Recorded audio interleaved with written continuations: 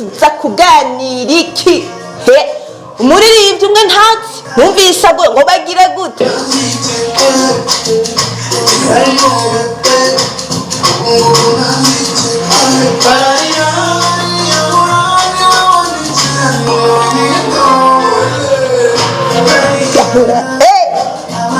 bariyahura abo bantu no musinze wo tugira tuganire ko mu kiganiro kukayi ngo aba ex aho muri ngo mubahwe fise n'abantu bari special uno musinza kuramutsa nongere ndamutse abakuzi bibujumbura na cane les amis ibintu byankoze ku mutima abo mu ntara hagati abigitega n'ingozi ngo abi kinyami muraza kunkosora vraiment mugabo amakuru yanyu yarashitse ko barangira ama screenshot ingene bakunda ikiganiro canje kibateramisha utariyabona yiyabone ngo ba ex ngo barisha amarorasyo les amis nivyo tugira tuganire mu kanya mukurindira burakanda subscribe tout de suite.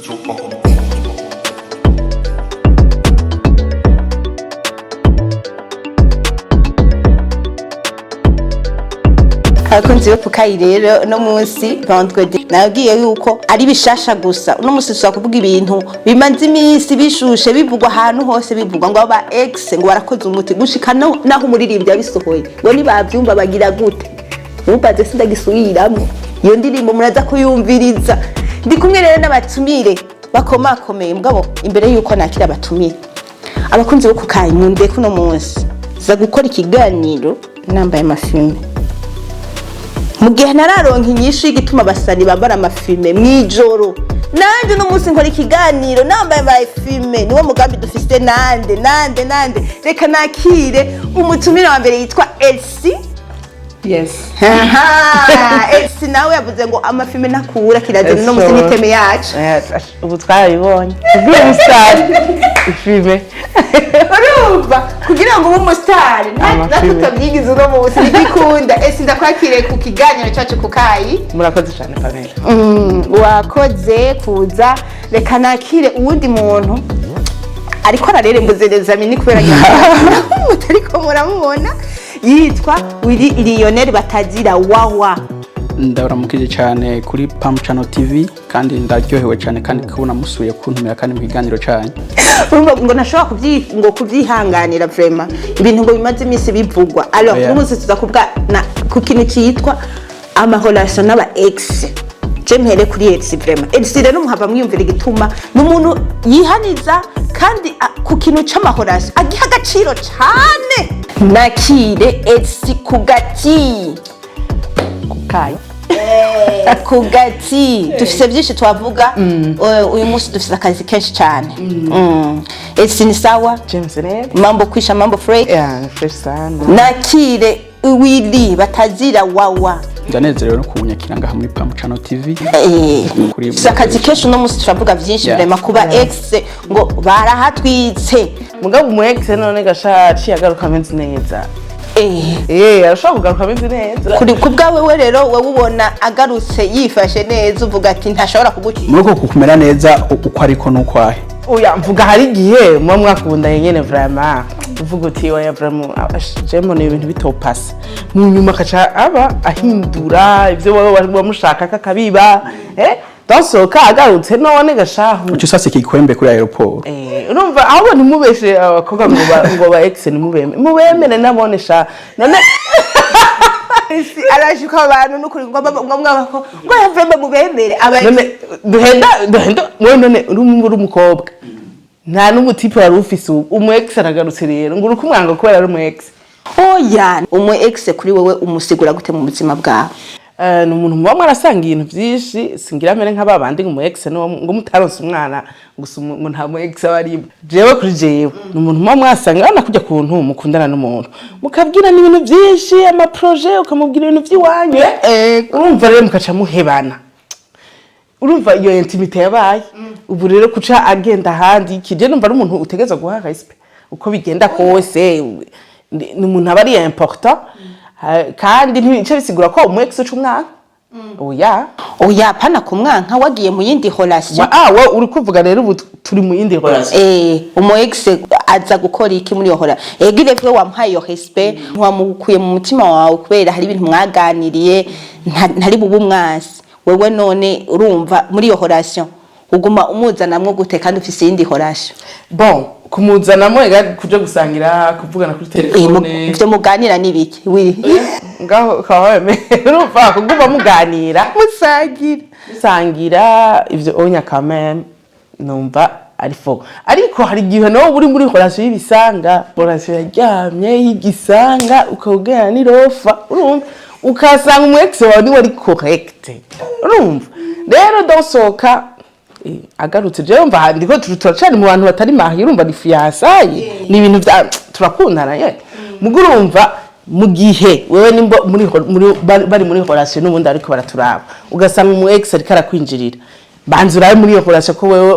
uri bon banzura kuri bon kubera bani umu ex rinza byinjiramo kandi bigapasa nuko na wewe nta keyo uri kuratanga relation ari abantu bagira relation sinziriye vraiment ibowa ewana ugasanga rero mu ex akwandikira utuntu dutwinza akugira utuntu dutwengeje uravyibuka cyagiye yego hewe agatangura kukubwira ibintu we arakuzi fako muri relation ubuzi deje umuntu mukundana ara kwa kundi uvuga ati yo Pamela akunda ibi vraiment acha kwibutsa ico kintu uracakunda chokola uracakunda iki wa undi mukundana wewe ese ndashaka kubaza ikibazo sintegereje ati ndashaka kubaza ikibazo okay. Sinzi yuko eske mu gihe hariho muri relation n'umuntu hama iyo relation igahagarara ugafatana n'uwundi mbega ubwo buryo n'ubwenge n'inguvu kugira mushure kubandana munavugana munabonana n'uwo wahevye bigenda gute hoho kuko numva umenga ibyo bintu bari kurambwira yuko ushaka kumuvugana n'umu ex kuko umu ex nuvuga ijambo ryo nyene riri kwije ryo nyene yuko uri umu ex ngiritsinda mwemerera kubera yaje nkaho nkomutumire kubera iki aza kumubaza yapenye pasi hari gituma mbajije ico kibazo yego hari gituma mbajije ico kibazo haraho ngomba gushika hariho relation iri baze mu bugenzi muzutinya abantu bakundana babanje ku bugenzi bagize fondation y'ubugenzi bajye abantu bakundana bahereye ku bugenzi korasira hera vraiment kumva ko umuntu ntibikunze ko mukundana mu bugenzi ugasanga bugumyemwo n'amafa ugasanga n'umuntu n'umugenzi yaraye n'umugenzi wa famille ugasanga n'umuntu bigoye no kwikuramo uwo mu ex rero bashe uwo mugabireko ahubwo mugiye gukundana n'abantu babaza ati mu ex ati nigihere mu muji rero n'abagenzi da po uraziga Elsie ikintu novuga burya umuntu wari wese yaba umuhungu canke umukobwa ategeza kuba umusenariste w'ubuzima bwiwe ni uteza gufata ubuzima bwiwe ukamenya ukungene ubwandika kandi ikintu cyacu cyose hajya kigira novuga amantuzinya kigira des impacts wewe ubuzima bwiwawe urashaka kubwandika nabi bivanye no kungene wabwanditse kukagira ubuzima bubi mu bisanije aho mpagaze nta mpamvu nimwe iriho yobaho yuko wo breakinga n'umuntu waja mu yindi relation hama ukagumubandanya uvugana n'umu ex oya mugabo yabisuri reka ndakivuge urashobora kuba uri muri relation y'ibisanga nico nagomba gushika ku ico kintu mu bisanzwe relation y'igisanga irinze yitwa relation y'igisanga iyo ntiba ari relation nyene umva ko ari y'igisanga ni relation deja ibisambutse iba yarasambutse je ndiko ndavuga muri relation yitwa relation yikwije relation yamaze kwikwiza yamaze kwikwiza n'umu ex mwibuka exactement n'izina uragibagira exactement utegereza reka tuje kuri partie y'abahungu n'abagabo abagore nivyo navuze abagore kugira kuvangi ya quelque chose qui ne va pas dans votre relation nta mugore avuduka ni gake canke umukobwa akiretse afise ingeso mbi ufata neza ukaba umwitaho ukaba utari umuntu wamuruhishije mu magafe nibiki ndashaka kwibuka umu ex ntibikunda naha mwandikira n'ivyabindi vyabite ufise umwanya abari kubera abari iki rero urumva hariho relation rero nkubu hariho umukobwa yake avuga ati jewe napanze umugabo wanje kubera yari disparu yataha mu ijoro akagenda mu gitondo aranyibagira neza kandi bari bakundana gose urumva si nk'abahungu bo nibitangaza murashaka kuba muri mu rukundo mukundana nk'abantu urukundo bimeze nka Titanic kaje ubona rakuvanze prime wowe ukishitura muri telefone yiyo ariko yandikira undi mukobwa ko amugwaye kandi we murakundana kandi yakora simeze neza abahungu rero arashaka kubigira peut-être kugira yumvirize ya gauche à droite kuntu ibintu biryoha n'ibindi mugo umukobwa avunurutse ukamusangana n'umu ex imbere kumubreminga ngo we wagize ibikwera iki banze bwicara ati none ndakubaze haba ikibazo kiyi kandi abahungu ari kuntu d'une part kuri wowe uvuga ku mukobwa kugira ngo aje kugira amahorration n'aba ex hari ahantu d'une part atabari comble muhira hari ibintu bivuze muhira canke muri fiançailles hari ibintu nyene biba pana muri fiançailles canke umuntu muri ko muragenda ku mukobwa uvuga yuko atabari comble ahantu d'une part hari uwundi yaje gusatisfaiza ako kavide wowe uri dispari 22h sinukura na bonne yagiye kwimubwira umu ex rero kaya ka message ka 22h ukajibona warakwandikiye gute waryamye wafunguye mbe muramubaza basheri banyi ko bafunguye aba ex babitubajije muce muri shapura uvi hinge gato ex ya definishije ingene wewe asigura umu ex bisigura iki kuri wewe mu buzima bwawe jewe numva iryo jambo ririkwije ex kuba umu ex w'umuntu ni kintu kiba carabayeho hamu ibyo bintu bigahera expire ni ibintu biri expire biri kwije exactement twame dutahura ko ibiheze ivyama bihera nabi hari abantu Elsie tuze turiyeza ama raison ngo byaheze ngo jumva ngo cyo muntu ngo turacabwa ngo byaheze neza Elsie ibintu byerekeye ama relation n'ubuzima bwiwawe n'urugo rwiwawe uko urategura bwo muri kazoza igihe rero ibintu biheze biba biheze hajya mu bisanzwe relation si y'umuntu umwe relation ni y'abantu babiri ico kinumvikana gusa Pamela atubwe turacari ku bantu bakundana turaja mu rugo exactement kuko mu rugo c'est tout à fait le contraire ko wagize mariage ntibikira ibintu vyo gutwega nga anya ngo mu ex aje ngo uciwe wagize mariage wagiye kwemera ibintu hajya ndacari ko mvuga ku bantu tukiraba célibataire urumva cyashaka twaje tugira imigengo iracugurutse kugira uronke umuntu we wifuza nukuvuga rero urahebanye n'umu ex umu ex dad ko cita ngo ex ga express maka rero biri expire ahubwo je mvuga nti muri izo relation zose turimwo veya ask umugore wawe cyangwa umugabo wawe areka ubwo atakibanza nibyo nakubwiye urumva mukunda nawe urukundo rumeze neza nta n'umu ex nizi nanjye uragibagira uvuga ati je kweri ibintu ndimwo hari abantu ashaka kugira ati je vraiment urukundo ndimwo byarampinduye ujye muntu dukundana urumva yana nampinduye ukabona la logique uzimura ukura nayihindura kwera umuntu bivuye ku muntu mukundana ukundana n'umuntu itange à 100% apana vya bindi rero hariho n'umunastira bakuga tugira ngo reka ngo ndabe ikindi rero catastrophique rero ikindi rero inyica hari gihe uheba umutipe abara bakoga turabigira mvuga ko abakobwa kwera ndumukobwa ugaheba umuntu kubera uburyo naho dukundana vraiment nagukunda hari abantu banahebana babibwiranye ngo nagukunda ngo mugabo je uburyo urabona nta buhari ndeka shani irondere tureka guteshanya umwanya niko bacavuga ukajubana rero uwo ex uwo mutipe akaja kurondera vuze bati nina buronka azonyemera ntunikura kwa kagaye wowe rero ukaronka n'uwo afise iyo stabilité wowe arondera amahera uraronso amahera wa mu ex rero hari nk'umuhungu ushobora gukunda ukumva ati yo yaba yarafise amahera frame abakobwa kantu karuji yo barafise uburyo bwuko tugira projet akacagaruka rero les projets ziri projet na divorce basigaye bazikira ukabona umuntu wa muntu we wakunda ico yarabuze kimwe yakirose uwo mwari kumwego yaragise mugabo ntimamukunda wose donc rero gico mvuga mu gihe ufashwe neza muri relation bimeze fresh izize ba ex vraiment bovyimvira gake Willy umuntu wa mbere gatoye ntaguciriyemwo umuntu wa mbere mubi wo kwirinda wamaje kuja mu yindi relation n'umu ex kuko umu ex amaze kumva uri mu yindi relation wowe target agufitiye nimwe gusa nta yindi hari gihe avuga ati uyu muntu nubwo twobandanye ndabitse ntashaka kumuganya ndamugarukane mugabo ico nkora ngira ndabiva yange ndavyice byose urazi iyo uramaze abakobwa urazi iyo twakunze yewe gaye umva umenga abajya afite uko kuntu uwo mu ex aza kuvuga ngo agira muhe ngo umwanya ni iki urumva je bavuga ati none wewe ntubuzi isho ushaka ico wari higa kujya wakibuze cette fois ci ico uri kurarondera waronse umuntu akuruhura ivyo ushaka ngibi hamwe ho umwanya umu ex niba abakobwa bataba azicaca ya icacarimo nivyo bintu wavuze kwanza ni byiza kugiranira imigenderanire n'umu ex ni vyiza si vyiza ntaco bitwaye ni si vyiza namba ubutazi yukura ja ubutazi curimwo ubutazi ubugomba gushika busanzwe oya reka ndabikubwire kuko ntubuzi ibyo ariko aragambiriza wowe uno munsi uri muri relation iri stable turaja mu by'urugo uri muri relation iri stable umuntu agufata neza ari sawa jina ndiko ndavuga iki kintu kugira na relation n'umu ex kube urashobora kugira ukavuga ati wa mutima wari kuravuga w'urukundo maybe ko ari umugenzi wa famille ugasanga wanashaka nagufashe nabi ukigira ku muntu agufata neza rero kuca uvuga ati ngo uzosubira ngo numva ko fo kumuha ntubuzi imigambi yiwe ashobora erega baraperereza bakamenya ingeno meze ko abashaka kwica iyo relation bagiye hari n'igihe abavuga ati basi nanje nikosoye reka ndamugarukana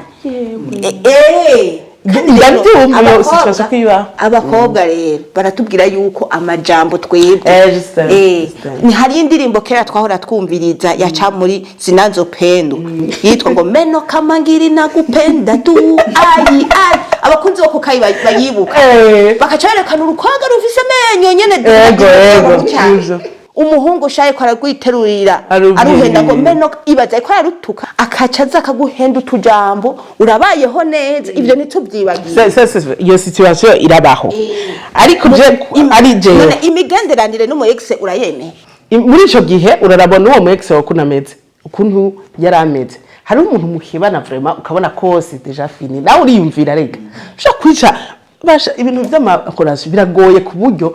kuronka umuntu agukunda muri iki gihe c'est déjà difficile uratomboye umuntu agukunda sinemera kwinjiza apana n'umu ex n'abagenzi babako sinemera umuntu aza kwinjira ibintu oyo burofa mwavyumvise bakuboko kayuko nukuvuga jewe namwironkeye basha utomwiyegeranire hama Elsie nako nkuko kuntu ntabuciremo wari kuravuga ngo ati muri relation irinze ihagarara burya antuka akantu karinze gahagarika relation burya muri relation burya nta kantu gatoyi kabaho hari abantu bavuga ngo urumva ngo hari akantu gatoya ngo kantu kari gatoya kandi bivana na wowe uko kuntu ako kantu puissance n'inguvu ugahereza ako kantu burya muri relation akantu kariko kose karakonta rero aho kantu karinze ka breaking relation igahagarara aho kantu s'il vous plaît il faut ko mumenya ko baragashetani mu busanzwe uko kuntu hari ikintu nariko ndavuga mu bisanzwe relation ihagaze igahagarara uwo muntu ukabona ati iki kintu ni icaha yakoze ntotuma mbandanya n'ubuzima n'uyu muntu nta naho noshika s'il vous plaît hagarika uwo muntu imigenderanire nawe kugira ntava akugashiriza ibintu uwo bugiye mu buzima bushasha kuko ubuzima bushasha Elsie nayo ko ndavuga uvuye muri relation imwe ukaja mu yindi ugiye gutangura ibintu bishasha reka wiyubakira ivyawe kugira ushobore kubiherezamo ubishiyemwo ibirungo kugira bishobore kumera neza uyu mu ex ari inzaza nkuko kuntu Pamela yabivuze ntuzi igituma aje bugira nkuko cyakunana nabivuze umuntu wa mbere ari afise inama mbi ku muntu bagendanye n'umu ex hari gihe avuga ati je urya muntu ibyo rimwe ndabona umenga ni byiza mbwashaka kukwandikira akakubwira ati ngo bite ngo ni sawa ngo riga ngo naho twahebanye ibintu byo tuma tutavugana hewe nta boutique musangiye nta konte musangiye rindira gato Pamela nta kintu nakiri musangiye nta na kapitale y'itomati musangiye mufitaniye muvugana iki Elsie ico kintu muvugana ni giki hari abantu muhebana mwamaze kubaka nk'akantu muri ico gihe nk'akantu ibaze nk'akantu nk'agaki bo hari igihe bo mufitana umwana aho sava mugabo umuntu muravanye hewe hari igihe muba mwarashize umutahe hamwe uwo mutahe rero ufa kumupresiza erega ndabutera inkuru Elsie hariho situation ya relation ubamwo ukaba nka kujya kuntu reka dukoresha iryo jambo nyene kujya kuntu twari tuvuga ati ngo ni gisanga ukaba mu gisanga meme no kubiheba ukabiheba ukagenda gutangura ibintu ubuzima bushasha afite yaba twatahura iyi fenomene y'ugukunda nimba umugore cyangwa umukobwa ashaka gukunda umuhunga mukubita turejoga bagashikara kuri mariage n'abagenzi bakavugana uramubwiye ko nibiki akemera bakagirana na mariage nukuvuga yuko ibintu byo gukunda biri incontrolable umukobwa arashaka guheba umutipe ari serieux twese twavuga tuti yo umutipe isonera tani inzoga mugabo ari muri kave y'abakobwa benshi hewe akamureka kaje ubona yitoreye asha umuganja man kanta wakanda nuko kimana ukabona ni wakunze kandi agiye gusuporta ivyiwe byose agiye kugira iki je ikintu mvuga wavuye muri relation daba kwivuyemo ne afite kugira jempa no kwandikira mu ex ngo anyandikire cyo sura ndamwishure nuko wewe harakantu umufise ko peut-être wewe uracamwimvira il faut voir hari gihe abakobwa bahe umuntu abakobwa baheba umuhungu atamuhevye ugasanga mu ex niwe yaguhevye dayere ugasanga niwe yaguhevye none yaraguhevye cette fois-ci wararonse relation ni sawa ukabona rikaragaruka avyura kagatima ko gukunda wahora umufitiye agasura kumishura cyo gihe muri ico gihe rero twese nimba dukundana nimba turi mu mahorasi eseyo yuko umukobwa umukompleta cyangwa umuhungu umukompleta ibintu byose vraiment wabona vyotuma yishura niyo message yabitereka ngo duhebanye ngo biki hewe urayinyoha ba ex bo yandikira bavuga ati yawo warasatse sindara kwishura akubwira ngo rega ngo kuko ngukunda ngo ngira we n'imiti wampaye ubona gusutuno noneho kamema abakobwa hari ibintu bategeza gutahura nibo mbwira ko numva nanje umukobwa abakobwa bamaze kwitahura baratahura ko ubujamba amajambo ntaca kivuze ibikogwa d'abord iyo uri kurakura umukobwa wawe yari wiyumvira ibikorwa ari karanyereka para amajambo none ko wari wese ushaka guhura n'umugabo ari marié ngo burya ngo ndagukunda vraiment ngo ujyango baye mu mpatiyeko madame vraiment ngo madame ntusire kumumbwira ntusire kumwira madame ngo ujya ngo namutwaye ntamukunda rero amajambo yoyo ivyo by'amajambo bavyumve muga je mvuga kuri ico waruvuze ikintu ndagushigikiyeko nimba uri muri relation uba ni stable ntuze kuyonona kubera uburofa ngo mu ex ni vyari nivyo kuja gusezera mu ex ngo ngirangire mariage ngiye kumusezera c'est terrible yo kumusezera ukaca ufatwa mariage irahombye ni bya objectif mwavuga na Pamela ico kirasibara rero muri iyi minsi bijya nivyo ugire mariage ukabona umuntu ariko ashobora no guca kuri uwo mu ex kugira bige no kwica relation d'abord yumva umaze kwemera kuja ku wundi muntu dutahure yuko vraiment nukwisha ibintu bitabishaka yangwa kubwira ngo hewe ngo umwanya ngo umunsi ngo tuza kumarana ngo dusezerane vraiment nawe rero hariho abanumvise babiguyemwo nyene batabizi akacaza gwa rukundo urumva deja niwe yaguhevye akacaza ngo basi ngo kugiye ku wundi ngo dusezerane ukibazane gusezerana bisanzwe ngo muzokwirwa rero ni uwo mwavuze abari karashaka kukwita uwo bari shitani niko no bivuga reka tumwite iryo zina ariko nk'akarorero nk'umuntu none hajya umuntu wari wese iyo guheba yaba umuhungu umuhungu akaguheba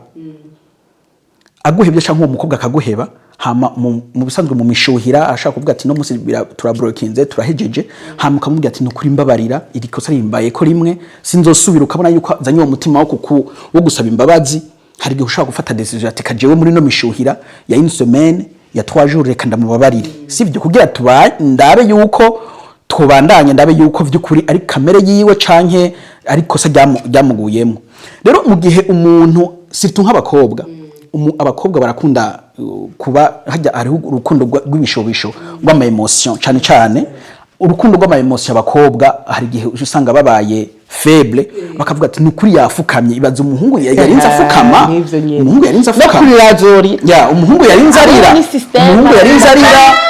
antuka ndamubabarire ndabona yuko uwo muntu afise umutima wo gusaba imbabazi umuntu yafukamye imbere yanje yarize abakobwa barakunda kugwa mu mutego rero ukabona umuntu haje muri ubwo buryo ukacuvuga ati reka ndamubabariye reka tubandanye ngo ukabona yuko uravyimuhaye occasion igira kabiri amaze kubona umuntu uri strict urazi iza gukinira nivyo raruzi hariho umuntu urana agucumita ibugita akaca kuvura ajure arindira hagere uri kurakira waryohewe aca saha gucumita rero ni nka kujya kuntu twabivuze twako turavuga kuri no akaguhenda nivyo nyene uri kuravuga ivyo je comprends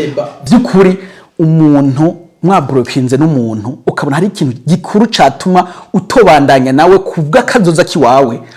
ashaka kwicira uwo muntu ni muhagarike burundu. Okay, mugabo hari igihe naho je iyo party nayo ntimuyite gose, hari igihe uja muri uheba ubarameze neza mu buryo bwa kumera neza mu buryo financièrement. Oya urashaka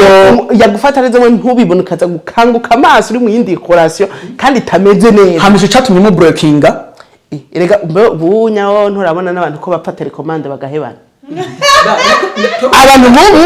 abantu bubu baraherana sans cause ndi. Turavuga muri ico gihe eske ico kintu mwatumye relation ihagarara n'icahe kuko nico kiri très important mu bisanzwe. Eske ikintu catumye hari umuntu ashaka kuba ari cahe, hari umuntu ashaka kuba ari karaturaba akundana n'umuntu muga kabona ko biriko biraba igisanga umexe we akaramubwira ati je uratse ko tuzi nanjye uratse abantu bakundana imyaka 15 akaje kugira mariage n'umuntu bamaranye umwaka umwe. Hari amatemwanyaje menshi sistema urumva uwo muntu wa 15 aramuzi. Hewe yo nabwira na wa wundi wo mu rugo ati wa mugabo we ati hewe uya Pamela iyameze ukabashavuye buye wewe ntumuzi. Donc rero uzutinya abo ba ex bubakiye ku bugenzi cyane biranga nuko bunahera urumva. Ariko dufata niyo party nyene wavuze ariko nitwagiye mu byo mu rugo ko tabivuze Pamela urumva byo mu rugo byose différent. Oui décider kugira mariage ukavuga uti jewe ari abantu bakinisha mariage ngaho abantu babona dutevye umuntu atevye mariage ofete munganije umuntu atevye kugira mariage sinzi ko ari ibintu byadutse sinzi umengo yo hewe nzokwambara ikanzu zoshonesha ibi umengo uregeze ko mariage ari makeup dekoro yayindi y'amantuze ya ngo mariage si makeup muratwoye ngo bataze drone no c'est pas si bafite ibintu twe twadushiramo sivyo kandi abantu babanye umuntu agize mariage je ndakunda abantu bateba kugira mariage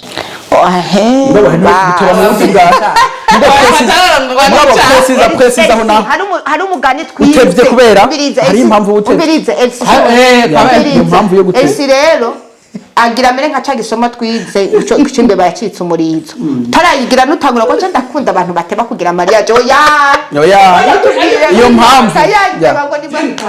biyumvira apana ko aje jewe ndumva ufise 22 ans kugira usigura kugira ugire mariage mishuhira myinshi je comprends rien kuko mugabo nk'umukobwa afise nka 27 ans abafise la maturité yo kwakira ko mariage n'ibindi bintu ivyo byose biko ravuga umexe mupfa murabipfa muri mariage kandi mukagoma mu bantu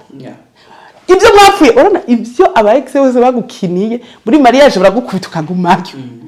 kuri bamwe muri mariage barakuvanga ukagumayo nukuvuga si kintu rero baje kugira ngo nzo make up nzogira nzogira iki ifo kwiyumvira kuko mariage sayo matrarara ni ugira uje muri relation utavamo nico rero nabishaka tuvuga kuko mariage si kintu bacavuga ngo divorce ngo bunyene ngo nzoca divorce abantu bariko twago turavuga ngo rero ngusanze ngo umutipe ngo yaguhishije ngo umwana ngo imyaka 3 ngo afise umwana akabikubwira muri mariage cyanda sima ntisa umbwira ko ufise umwana w'imyaka 3 twaragize mariage bose baca bandabira ni ngo none waca wahukana kandi naciye mbura ico nishure none uca wahukana oga uko kuntu nyine biragoye kucuvuga ngo ndahukanye rero ngo uwo mwana ntawe narinzi wiga kubana n'ivyo bintu vy'amaskandale n'ingorane zose ibi ngo abantu n'aba ex ngo akiziki ngo bayi ivyo uzobibana mugumye rumva nico gituma wagize mariage kumunsi wa mariage ba ex bose nzoba naba brote naba fuse yonyene nazaga ambere ex n'umukiri wewe uvuga ati rero bya bindi byose sishaka kwikorera izo nzoba agiye gukinirwa nizo twahebanye n'aba ex mu rugo nzobahanza ndaba mwese ndaba counseling mwese twageze kuri mariage niho ncaja kuri yo partie yanyu kuko urumva wagize mariage bayi ntavyo kuza kumbwira ngo naragukunda ngo tuje kwicarana uze ngabo ibintu byose nubatse gushaka kumbwira yuko urumva nimba nemeye urya nyene Elsie hari ikintu agomba kuvuga mu bisanzwe burya ico ugomba kuba ejo ugitegura no munsi yego mugaho ugomba kuba ejo ugitegura no munsi hariho shwa umuntu agira atabajije umutima nakujya kuntu nari nabivuze ati est-ce que ugo rukundo rw'ama emotion est-ce que n'urukundo bya vrai cyangwa n'urukundo rw'ama emotion ugo rukundo rw'ama emotion rugomba kugushikana hehe ni kujya kuntu navuze yuko mu busanzwe burya we umuntu wari wese yaba umuhungu w'umukobwa ateza kuba umusenariste w'ubuzima bwiwe est-ce que ugomba kwandika ubuzima bwiwawe gute ugomba gushaha ama paragraphe cyo ugomba kugira ibifirogoto by'umwana wo muri gardienne ku buryo umuntu abiravye atabisoma neza gerageza bwo bwose ubuzima bwiwawe ushura kubwandika ushireho ubwandike ku rutonde rero umuntu wari we wese nubwo buzima ugomba kubwandika rero s'il vous plaît tuko turagomba kuba muri relation tuwe muri relation tugomba gushikamo muri kazoza dutegura ya bwa buzima bwiwacu bwo muri kazoza ngo kuntu wavuze urumva ngo jewe ngo nkadukundanye ngo nkabona ngo ibintu ngo ntibimeze neza uko kumera neza bisignifiye ibyo ari byo tangantuzenya mumera neza gute hariho hora sishobora kubona nige twavuze ikintu nemera ni uko iyo mukiri muri fiançailles uracafise choix uracafise kugira kuvuga uti jewe vraiment ibi bintu reka ngeze aha ujya wundi wa mbere kumbe ati kumbe urashaka kukheyariza ko umuntu kumbe ari we finalement wa undi wa mbere ntaco byari bitwaye urumva mukanabijera mugasubirana n'umwe wa mbere amatemwa yaje ahari y'abantu basubirana n'aba ex mariage zikaba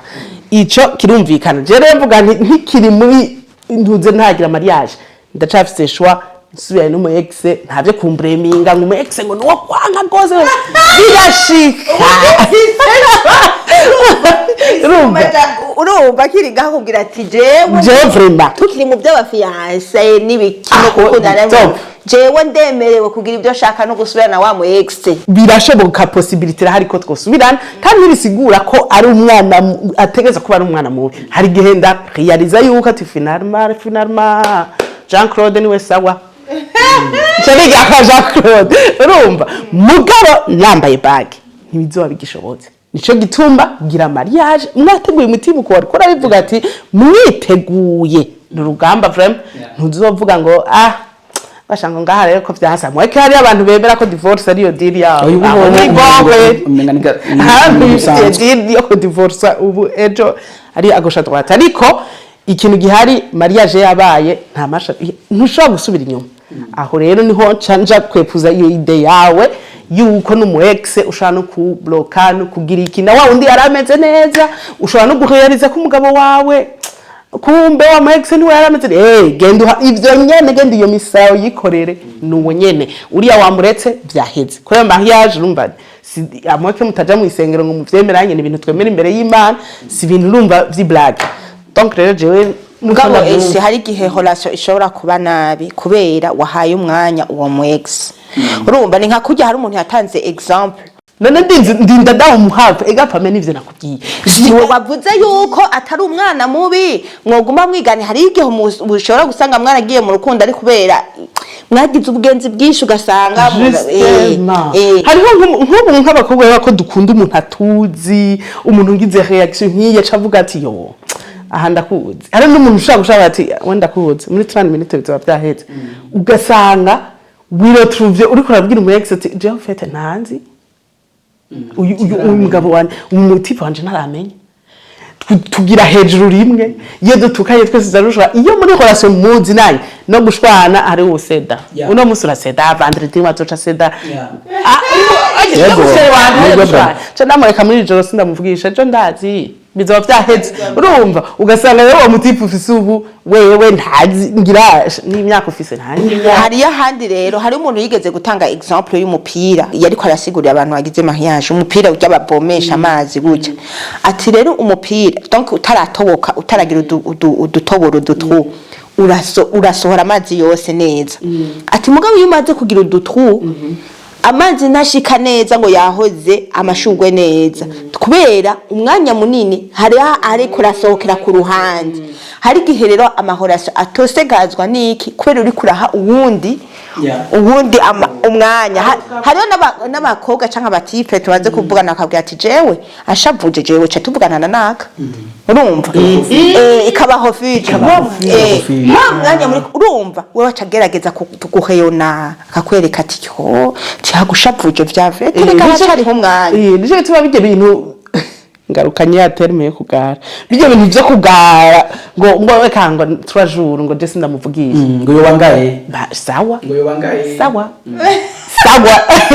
gara gose ugende izo 3 jours muri iyo 3 jours ari undi mwana agira akora umuti umeze neza je mbavuga je niyo ndi muri horasi ni kuvuga je ngo je turavuze ati je ndishira ku bahungu vraiment kuko ati ndishira kuko ndiye mbashaka ati none nk'ubu ndiko ndareka kumuvugisha ndareka ramwitaho wundi fo kwimvira muri essence none kuko nimwagira mariage ivyo byose dore muzoca muhebana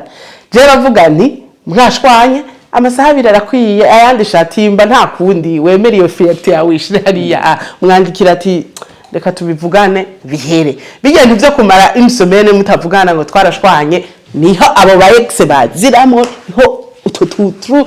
atangura kuja kwirofuja batwarira n'abantu bagize mariage ashwaye na madame acagenda ngo akacarondera umugenzi we w'umukobwa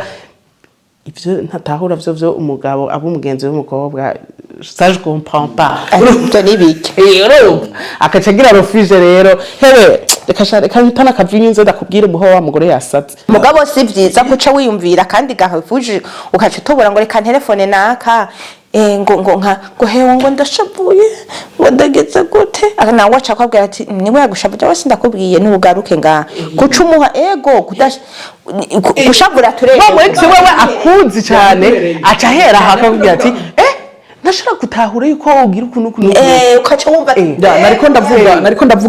ndavuga Elsie cari cyane ku muhungu canke umukobwa ugihe umaze kubona yuko umuhungu umufiance wawe ashavuye umuhungu canke umukobwa hari icabitumye kandi ukabona yuko wewe ari we wabaye point yo kugira ashobore kuja muri iyo mood yo gushavura urashobora kubona ati reka manze mpore ndabe iyo bija reka gufata umunsi wose reka gufata iminsi 2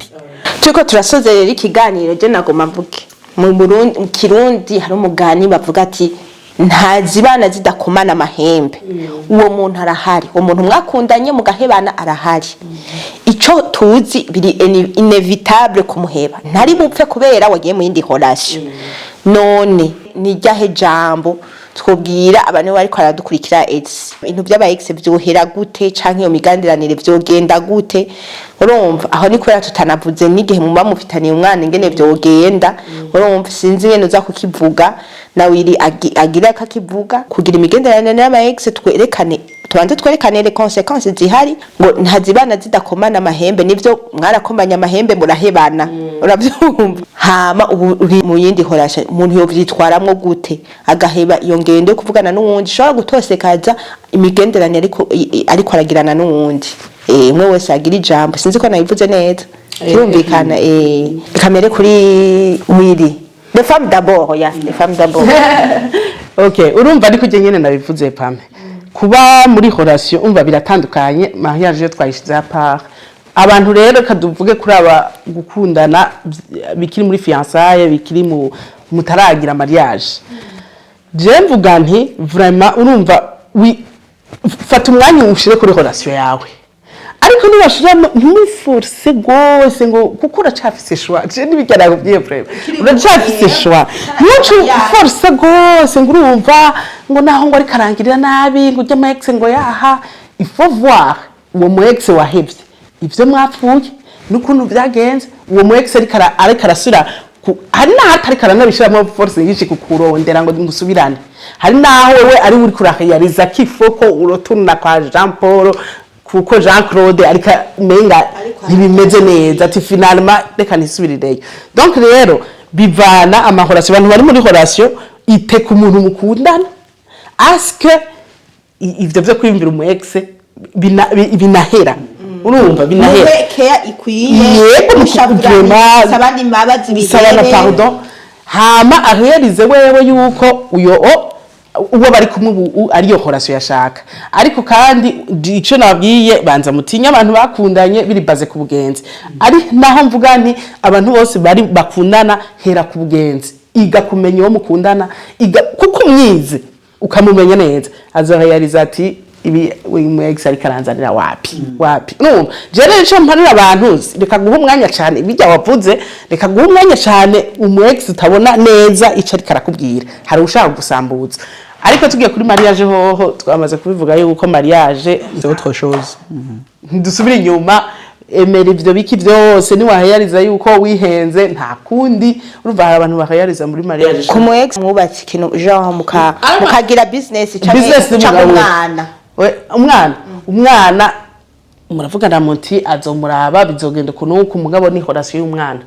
nta bindi birebire umwana mufitaniye deal hagati je no kuri vraiment nta muntu umwe yokwemera ko aba muri relation umusheri wiwe aguma akorana no mu ex wiwe ngo wumva ngo biki nibiki ngo sha biragoye donc briser moi bridge wa il faut briser mugabo mutahe wiwe ni musubizanye nta kundi ibitahe ariko urumva jewe nkavuga nti ni kuraba iyo relation rimwe nimba wumva ari guha amahoro briser baje ba ex bose mu ugasanga ikiri kiracumbagira niyi kirimo ukabona mu bintu bitajanye ntiwibanire nawe ushuvuga ngo mu ex ni wibanire jambo ryanyuma kuri Willy akajambo je nohereza ko muri kino kiganiro nuko novuga yuko nkakunya ngo mvuga ati nagumye mvuga ati yuko umuntu wari we wese yaba umuhungu cyangwa umukobwa ari umusenariste w'ubuzima bwiwawe ni ufise ukungene ushobora kubupanga kuko ubuzima bwiwawe ubupanze ufati ngiye kubwandika bumere nabi bikuriko bikuvako ukeneye ko bumera neza naho nyene ni wewe nyene bikuriko bikuvako rero koresha ubwenge Imana yaguhaye nta kintu kimwe Imana yakwimye kugira ushobore kumva ko ushobora kugira choix nziza apana ibintu by'ama emotion canke kumva yuko ushobora kwikikuza environnement mbi mugabo ushobora kwikikuza environnement nziza juste kugira ushobore gushika kuri future yawe iri meilleur. Okay, Elsie nawe akutekera abakunzi bo kukayi. Bonga ko ntekere abakunzi bo kukayi nuko abari mu mahorasyo iga kwita kuri horasyo yawe byanke wagerageje urumva wamutomboye umusheri wawe hari abatabafise hajya kugutombora ukakundana n'umuntu si vya bose urazi umuntu akwitaho agira iki hari abantu bavyuka nk'impene bagenda batazi uko bimeze atababaza ngo wiriwe gute hari n'umuntu yogira accident bikamenyekana après une semaine abajijwe n'abafamiye urumva umuntu akwitaho rero materi statut kuma marezo sociaux yego vraiment urumva donc warose relation reka kwifitinisha abantu bose bayirimwo yiteko yego dukundane vraiment urumva abantu hamwe bakundana neza niho n'igihugu cogenda neza vraiment nk'ubu yamwaza burahana kiya mukundana urumva nk'ubu uya ari ujerwe nk'amabanga akomeye mu gihugu umugore ukava muhira gututse ntobikora neza no kukazi woje ushwaje na monsieur aya ubu kudutimihari donc rero abantu bakundane wongere bakundana ataburyarya burimwo vraiment mu mugira ama mariage bigeze neza kandi mugumayo apana ibyo diri zo kuguma kugira n'abaki sama rero merci Pamela kudutumira kutayi nahora ndayiraba eko pam channel ndamushimire cyane abakunzi bo kukayi reka shimire Elsie akaba kandi ari na mugenzanje muri umwuga ni mu presenter muri Magic TV n'umusi rero ndaryoheye ko yashitse kukayi nanje one day ndibaza ko azontumira kuri Magic TV ntugire ahantu ngo uzontumire wamurondera ngo aya bashajyane ko ndafite shimire Willy yasuye kugutera iteka agashika muri Pam Channel TV ndamushimiye ku ntererano yiwe twari tumukumbuye cyane abakunzi bawe baramutwandikiye bamudusaba ndamushimire cyane gose ku ntererano yiwe nayo icangyoheye afite ntasigura ibintu biri convaincre urumva biri convaincre kandi urabona ko we yitahuye bashaka ko hamwe woza barumviriza impanuro ziwe boba mu mahoro sese oui boba mu mahoro oya vraiment afise impanuro zimwe zigutuma witahura ugatahura ati jewe aha ndi muri horasyo canke ntabyo ndimwo kuko wumvirije buri kuntu twahanuye abantu ntituwe duhanura abantu bakiri muri past time vraiment twahanuye abantu bamaze gukura urumva uzozura mutumira cyane shimire na mwege mwese muri ko muradukurikira kandi mwibagire gukanda abone umuntu agipartage n'abandi nimwe mwagikunze hanyuma izina jewe nabwiye ni Pamela Irène IRAKOZE mugiraho muba mwubahwe na have vendredi peace and love bye bye.